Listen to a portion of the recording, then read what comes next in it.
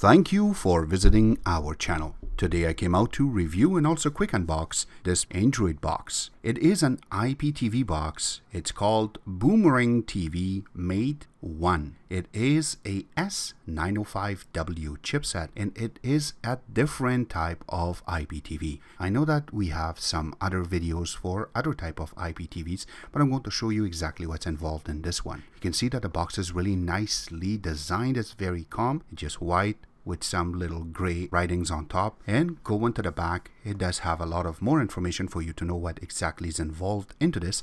But once we get into it, we will show you exactly what this brought on the table for us.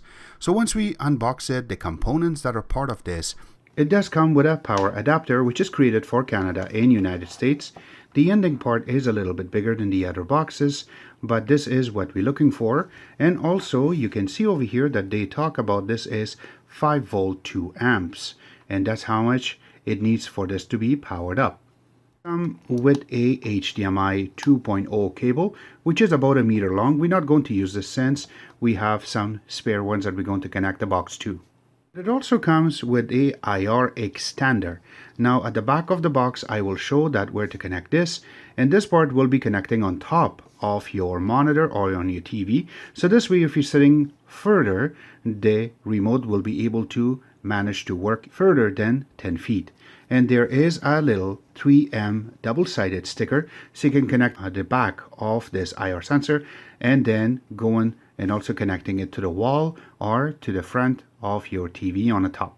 It does come with a mini generic remote. It does have their logo in the bottom, really nicely done, but you can see that the numeric buttons are there, the menu button which is really required with this box, also the static mouse.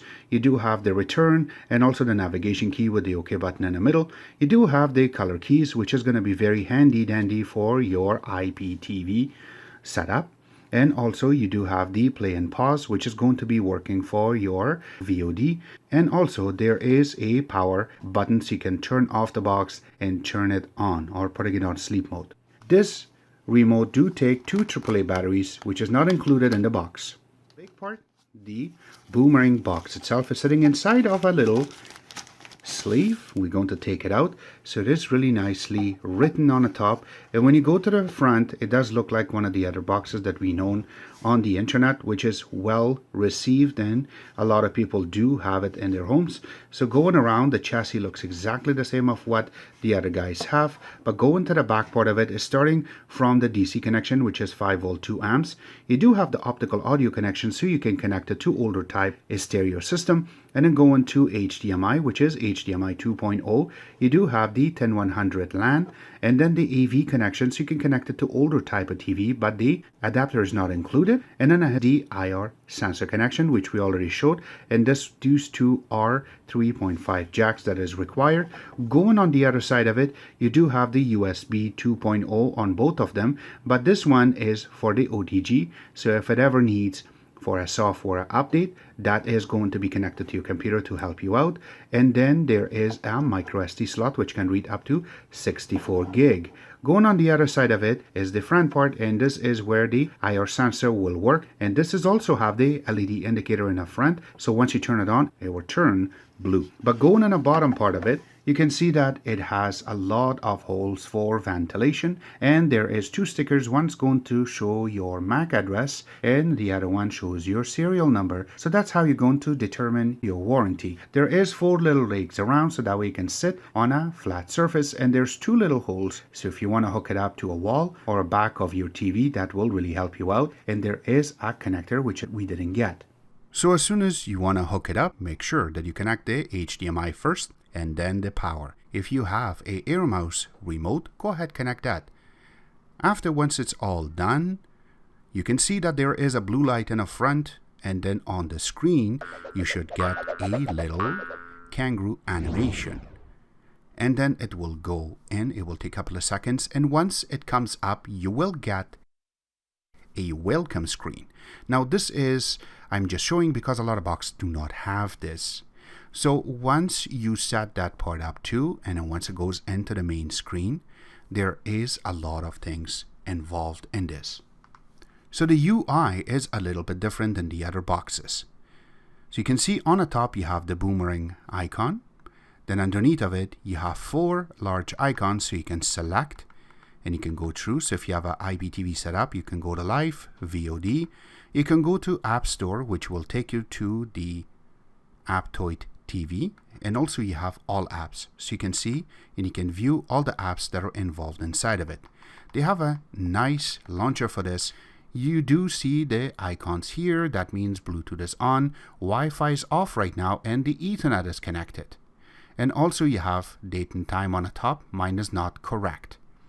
You do have picture-in-picture here, so once your IPTV is connected, you should be able to see a little picture here. According to what we hear from the Boomerang company itself, in the future, they will be able to close this, so that way you do not have any picture-in-picture.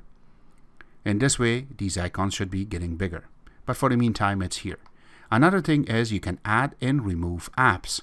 You can see these are shortcuts that we have selected here. So you can click on the plus and minus, and then you will be able to just select one of the apps and it will tell you that you want to add it. You can say yes and it will be added. It just showed up here.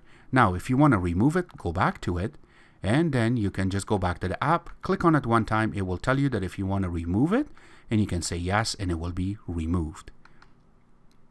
They do have really good basic apps installed on this, and I do not, once you go to the apps itself, I do not see Netflix, but we will be able to install it and I'm going to show you that it is working.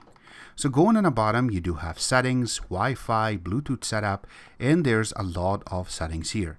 The best thing I like is the update. So when you go to it, this is how you're going to be able to update using your SD card right here, or you can click off for the update and it will go online and it will check if there's an update. It will show, except that you will get this little pop-up in the bottom.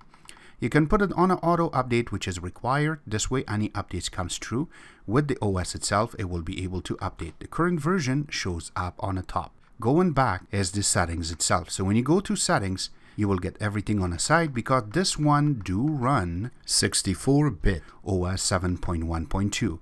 So once you go to it, you will be able to see right here, models here, and then the version is in the bottom. But usually that software update, the little button they have, will help you out. Another good thing that they have is you can back up all of your apps and your settings on a USB. Just in case if something goes wrong with the box itself, you can factory reset it and you can come back and you can restore it using your USB. Or you want to move it from one box to another just in case if something goes wrong. That's it. So the next part we want to go through is going to be the Geekbench.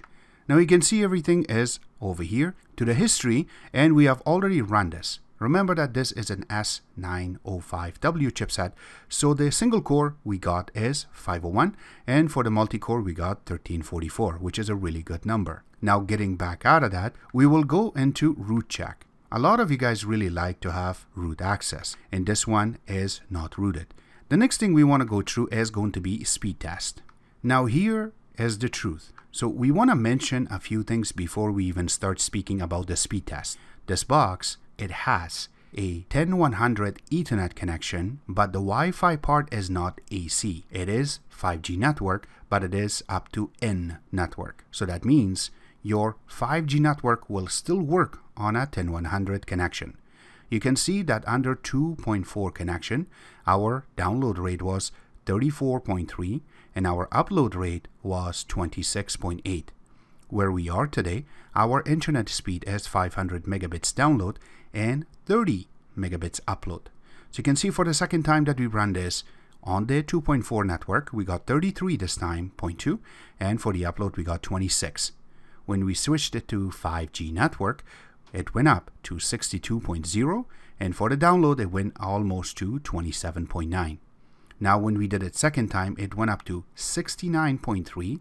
For the upload rate, it went up to 19.7. Now when we did it using the Ethernet connection, remember it is a 10100 connection, our download rate went up to 77.6. Our upload rate went down to 21.6. Now when we did it for the second time, we got 95.7, which is almost 100 megabit, and our upload rate was right on the max, which is 31.9. Remember, we have 30 megabits upload. So this was really pushing it to get even better numbers. But you have to understand that every time you use this app or you use Fast app or another one, that you're always not going to be connected to the same location that you are trying to ping to or to connect to. To learn more about this type of connections, please request in the bottom of this video. We will be going live very shortly, and then you can bring these questions and we love to answer you and teach you how 2.4 network works and also how 5G network works. On top of that, when you connect it via LAN, what type of disconnections you will be getting, and also what is these new numbers are called Wi-Fi 6. So we have a lot of information about it and we start learning more about it. We love to share it with you guys so you have a better range of information, so you know if you're having a question or if you're having a problem, what you can do to fix it. So this was for the speed on this box. Again, it is excellent when it comes to these things. The next thing we will do is go into YouTube. Now, a lot of boxes that are 905W does not have the YouTube 2.0 that will provide for you a higher resolution picture. In this case, this one does, because of the coders or the people that are working behind the scenes on the firmware on these type of boxes.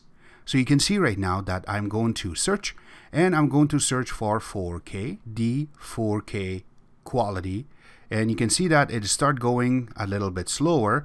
But if you want to see that it is playing 4K or not, the quality is there. So I will click on it. So the maximum it will bring down is 2160p, which is 4K. It doesn't say that if it is 4K, or should I say 2160i, which is 30 Hertz, or 2160p, which is 60 Hertz. In this case, it does show that it can pull the 2160p in this video. This is what we want to learn, and this is what we want to see on these type of boxes. So we will get out of this, which is beautiful. So there you click on exit and you're done. And this way it goes back to the main screen. So this was our take on Boomerang Mate 1. Except that, I hope you guys like our video. If you do like it, click the like button, subscribe button on the top, comment in the bottom. Always remember to visit our own website, which is xctech.info. Like us on Facebook, follow us on Twitter, Instagram, and other social networking places. And thank you.